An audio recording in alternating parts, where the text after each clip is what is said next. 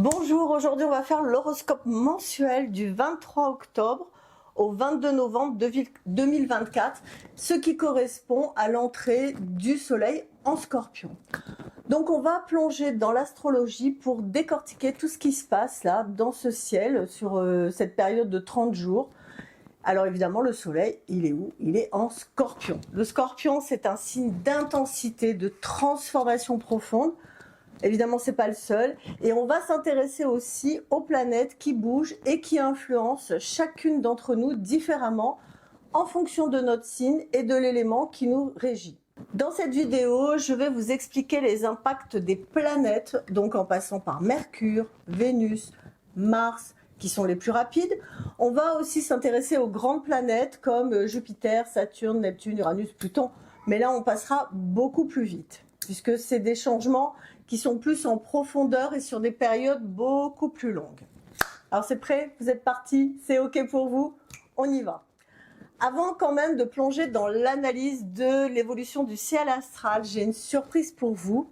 Vous pouvez télécharger gratuitement mon guide astrologique spécial pour cette période du 23 octobre au 22 novembre. Ce guide va proposer un horoscope traditionnel qui sera signe par signe, du bélier au poisson. Et vous verrez l'influence complète de chaque planète. Et puis vous verrez en fonction de la forme, du côté amour et du côté professionnel. Donc en le téléchargeant, d'abord c'est gratuit, mais ça vous permet de rejoindre mes abonnés mail et vous recevrez une offre exclusive pour participer à la méditation de la nouvelle lune du 1er novembre 2024 à 20 h, qui est sur Zoom, qui est entièrement gratuite. Mais pour ça, il faut faire partie de ma liste d'abonnés parce que je ne peux pas m'amuser à donner comme ça les liens, etc. Ok?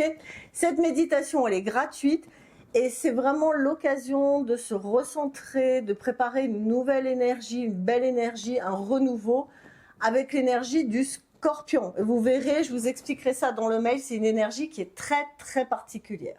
Alors comme je vous le dis, là le soleil il rentre en Scorpion. Le Scorpion, c'est un signe qui est intense, qui est gouverné par Pluton. Pluton, c'est le maître des transformations profondes. Et Mars qui est le symbole de la guerre et de l'action. Alors quand le soleil traverse ce signe, donc on entre dans une phase de renouveau, on laisse derrière soi ce qui ne nous sert plus pour faire place à la transformation. Et là, les scorpions, évidemment, ils sont à l'honneur puisque ça va vous permettre, pendant ce mois-là, de sentir une montée d'énergie, de passion. Il y a un grand besoin de se concentrer sur ce qui est important pour vous. C'est le moment de briller. Attention, les amis scorpions, à pas être dans l'excès, dans la manipulation. Hein. Quand vous voulez quelque chose, vous êtes très, très focus. Mais utilisez cette période pour aller au fond des choses, de faire face à ce que, jusqu'à présent, vous avez évité. Là, vous allez devoir vous y connecter, vous y concentrer. Pour les autres signes d'eau, c'est-à-dire le Cancer et le Poisson, c'est un mois qui est très très bon pour explorer vos émotions, guérir de vieilles blessures et vous connecter à votre intuition. Cette période, elle vous pousse à l'introspection et à un renouveau émotionnel. Alors on a les signes fixes, c'est-à-dire le Taureau, le Lion, le Verseau, qui vont trouver cette énergie un peu tendue. Le soleil en Scorpion, il va vous demander de remettre en question vos habitudes. Il peut y avoir des résistances, mais c'est aussi l'opportunité de vous transformer en profondeur. Et pour les signes d'air tels que le Gémeaux, la Balance et le Verseau, et de terre tels que le Taureau, la Vierge et le Capricorne, le soleil en Scorpion va vous apporter aussi un côté sérieux. Le soleil en Scorpion, c'est une ambiance parfois un petit peu lourde, mais c'est aussi le moment, je dirais, de faire le tri dans votre vie, d'aborder les choses en profondeur, de laisser de côté ce qui ne vous sert plus. Voilà pour le soleil. Maintenant, on a une autre planète qui est très importante, c'est Mercure. Mercure, c'est la planète de la communication, des idées, des échanges, du lien avec les autres. Mercure, du 23 octobre au 3 novembre, il traverse le Scorpion, donc qui est encore ce signe d'introspection et de profondeur. C'est une période où la communication va être plus puissante, plus intense, parfois un petit peu difficile. C'est le moment de dire ce que l'on ressent, mais attention avec les mots, parce que le Mercure en Scorpion, il pique un petit peu, d'accord? Mercure, il ne fait pas dans la demi-mesure, on y va franchement. Ça va impacter en particulier de façon positive le Scorpion, le Cancer, le Poisson. qui vont se sentir un peu surchargés émotionnellement, qui auront besoin de se libérer dans la parole. Les autres signes comme le taureau, le lion et le verseau, qui vont avoir parfois des échanges un peu plus tendus, ils vont être un petit peu à vif, hein, attention, d'accord? À partir du 3 novembre, là, Mercure, il rentre en Sagittaire et là, ça change. Le Sagittaire, il va amener de l'optimisme, du mouvement, un peu le goût de l'aventure. Donc, ça va être le moment idéal pour élargir votre horizon et ça va être très positif pour les signes de feu, Sagittaire, Bélier, Lion. Alors là, vraiment, vous allez ressentir une bouffée d'air frais, vous allez avoir des idées, ça va fuser.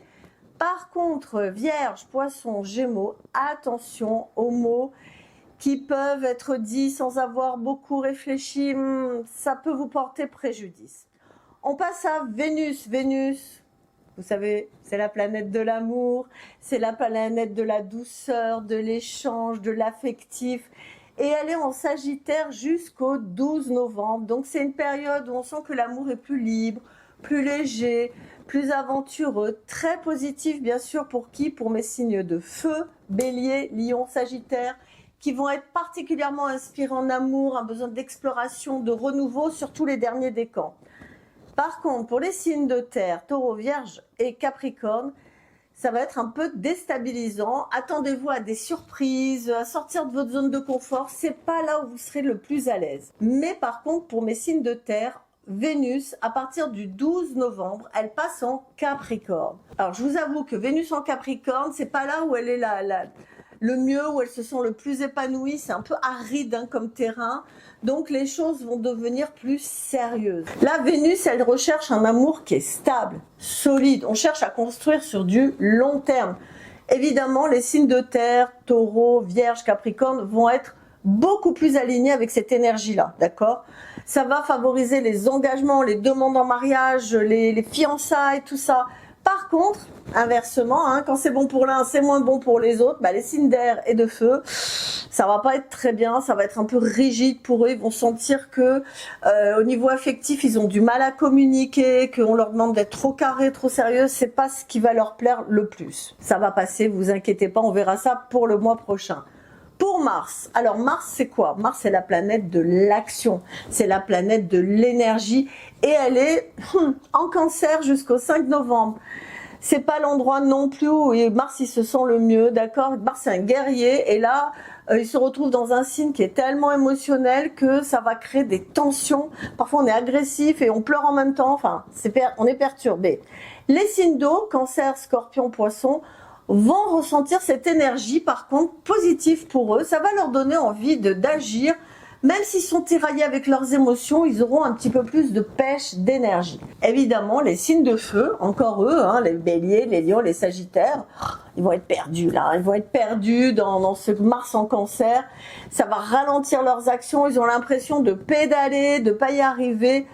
Prenez le temps, ne forcez rien pendant cette période. Ne forcez rien dans cette période, pourquoi? Parce qu'à partir du 5 novembre, notez bien cette date pour mes amis de signes de feu, Mars il entre en Lion. Et alors là pour les signes de feu, c'est waouh. Et pour les signes d'air aussi c'est très bon. On retrouve de l'énergie. Mars il est bien en Lion, hein. Il y a la confiance, il y a l'ambition. Là on peut signer des contrats, on peut faire des actions. Vraiment c'est très positif. Signe d'air, signe de feu, ça va être les premiers à avoir vraiment un boost d'énergie. Très bonne période pour démarrer des nouveaux projets, surtout si vous êtes bien sûr Bélier, Lion ou Sagittaire. Par contre, évidemment, vous avez compris, pour les taureaux et les scorpions, ça peut amener un peu des défis et un peu de confrontation avec ce Mars-là. Attention, essayez de rester plus en retrait. On va terminer avec les grandes planètes. Donc pour terminer, les planètes les plus lentes, on a Jupiter qui est toujours rétrograde en Gémeaux, qui nous invite, ce Jupiter, à revisiter nos croyances, notre façon de communiquer. Et pour les signes d'air comme le Gémeaux, Balance et Verseau, ce Jupiter, il nous invite à réfléchir avant de s'engager dans de grandes entreprises. Prenez le temps de poser un peu les choses.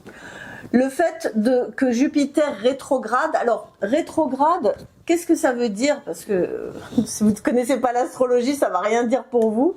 Ça veut dire que quand on voit la planète de la Terre, hein, puisque on fait une astrologie qui est centrée autour de la Terre, et non pas autour du Soleil. Hein. Donc on imagine que toutes les planètes tournent autour de la Terre, même si c'est faux, mais le calcul se fait à partir de là, d'accord? C'est des calculs qui sont quand même faits par la NASA, qui sont très sérieux et qu'on retrouve dans les éphémérides.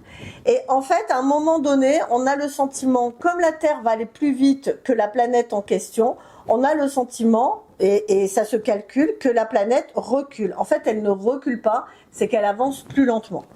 Je ne vais pas rentrer dans les détails, mais donc ça s'appelle une rétrogradation.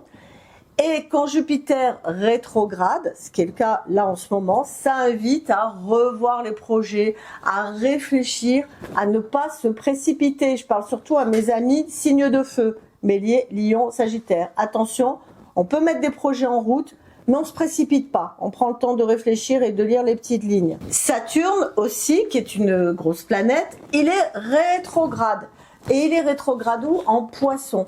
Donc ça va toucher particulièrement les signes d'eau. Cette rétrogradation, elle vous invite à revoir un petit peu vos responsabilités émotionnelles sur le plan spirituel. Et elle vous invite à remettre en question vos certitudes et vos croyances profondes. Hein. On est sur des remises en question.